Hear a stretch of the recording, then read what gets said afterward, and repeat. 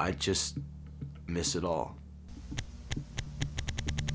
And then he completely lost it. Why couldn't he just take a night off? A weekend? I mean, how did it do that much damage? How fast was he reversing?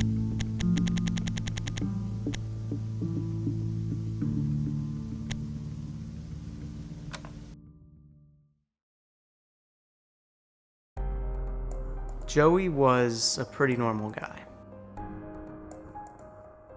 We met in elementary school, and there was 3 of us. It was me, Taylor, and Joey. I've known Taylor since kindergarten, and I think I met Joey in 6th grade, which was 2017. I don't remember the first time that I met Joey. It was probably on the playground in elementary school during recess or something, but we all 3 became friends through elementary school. It was one of those friendships that just happened. It formed, and I don't exactly know when, but at some point I probably just straight up asked him, "Do you want to be friends?" Joey had this personality that you could just tell he was a good kid. It drew you towards him, and it made you want to hang out with him. I distinctly remember that his hair was dyed. It was blue, maybe green, but it fit him. And I remember he just let the color slowly fade out. I'd say that me and Joey were both the quiet kids in class. In middle school, we all got split up with classes and stuff, had no classes together.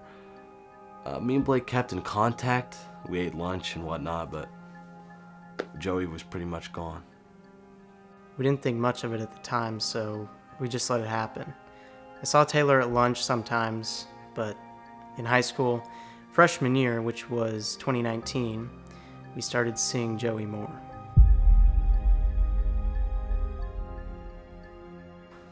We started talking on Discord more. We'd made a group chat. It was 2020, so COVID was going on. But that had definitely brought us closer. We made Minecraft servers, called in the group chat all the time. We made a few survival worlds for fun, and we made a couple servers we thought we would release publicly, but deep down we knew we never would. But we just had fun making it, setting up the plugins and just messing around. This went on for, I'd say, a year. And then in 2021, when we all were driving, we started hanging out in person. The 3 of us, we went to an old church.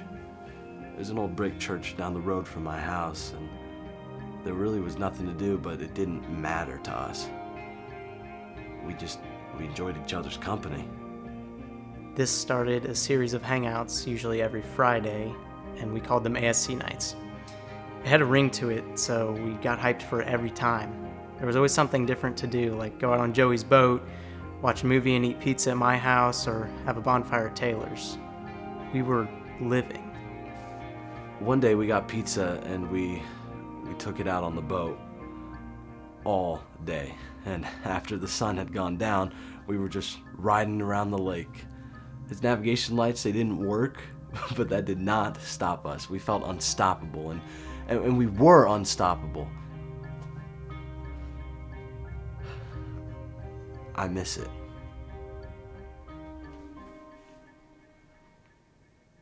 My favorite memory. Probably it was a late summer night. I was driving to Joey's, windows down, my AC was blasting. I didn't have a care in the world. I pulled into his driveway and Taylor's car was already there. We talked, ate pizza, and watched TV in his basement. And then we played hide and seek in the dark. It was perfect. I needed nothing else except for these nights to continue. When we weren't hanging out, we would be texting, sending voice notes, and stupid videos we made to the group chat. We'd make each other laugh until we cried. We'd send each other stupid stories just to keep ourselves entertained at school. The group chat was so alive and active. He'd send a message and get a reply within minutes every time. I was happy, and I think Joey was too. Maybe. There was always a hint of sadness in him. He had a gray Honda Civic, and I remember we had always made fun of how it looked.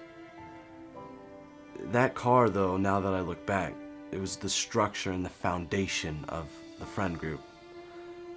And sometimes we'd all hop in and go for a drive to get food. One night, I remember sitting in the Civic with Joey. We were parked at the church.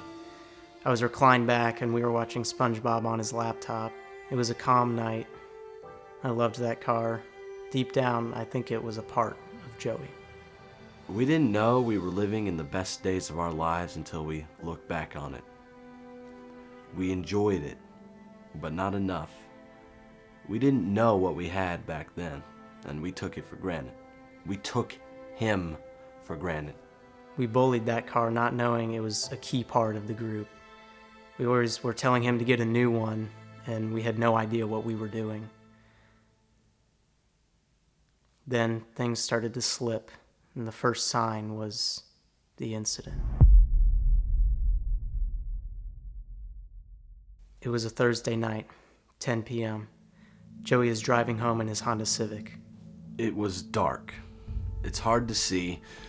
His headlights are on, but the darkness covers the sides of the lake roads. Something darts out across the road. Joey tries to stop, but it's too late. His vehicle strikes a raccoon, and the impact cracks his front passenger bumper just under the headlights. We find out that same night.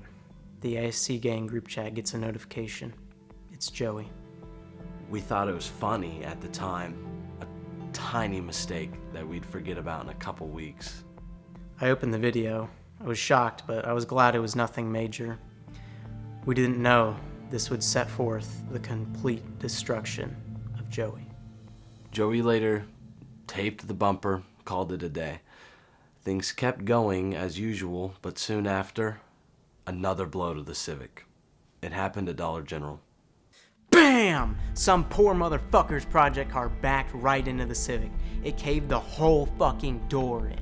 I lived only a minute away, so I pulled up to see and help in any way I could, but the damage was more than I thought once I saw it. The way Joey had described it made it seem minor, but it was not. Joey's dad eventually got there, and he was furious.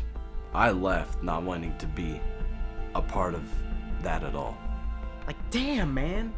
You really fucked that shit up. The owner of that project car must have felt like a total moron. I think Joey had already been wanting to buy a new car, but this had sealed the deal. The Civic was beyond repair, and Joey and his dad started looking for a new car. I mean, how did it do that much damage? How fast was he reversing? And then the day came. It was December 11th, 2022 at around 3:30 p.m. Joey had announced that the Civic was gone. He had sold it, and unknowingly to us, it went with our friendship. Joey then started talking about getting a Volkswagen. He really wrecked Joey's whole shit in. I don't even think that door could open anymore, man.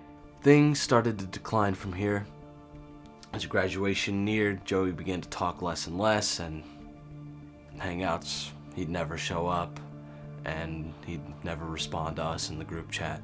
We thought it was just a phase, but I'm sorry, that project car absolutely destroyed the Civic. That shit caved his whole door in so hard, Joey had always talked less than Blake and I, but it got worse and worse over time, and he began to fade away.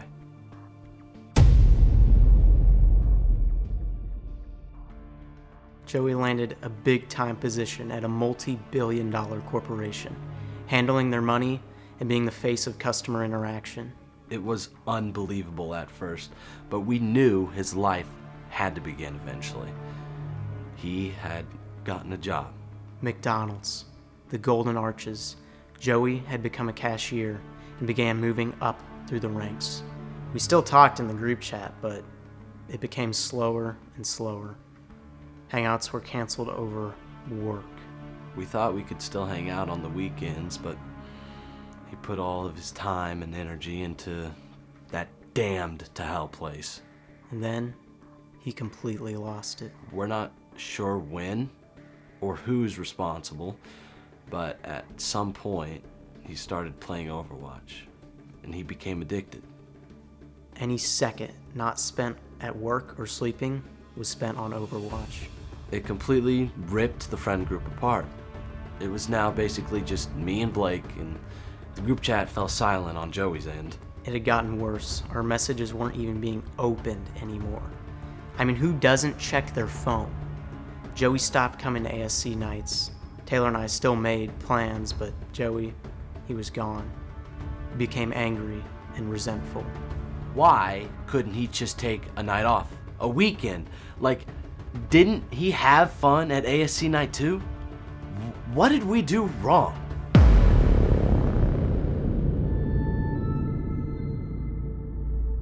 We needed answers. We searched and searched. We talked for hours on end at Hangouts, searching for meaning. It had to have been something we did, but to this day we have no idea what had happened. The golden days, they're over, and now we are left to rot in the group chat and all of its history. We have no answers. We asked him, and it was always just work in the way. If he really didn't want to be friends, then why is he giving off mixed signals? Why not just tell us the truth? I just miss it all. Why can't we just go back to those days? Why can't we just simply enjoy hanging out while we're young and healthy? It's that fucking whore. That night I joined the call, she was afraid. Amber Bullock fucking stole Joey. Things have to get better. It has to go back to the way it was. And we are going to get there. No matter what it takes.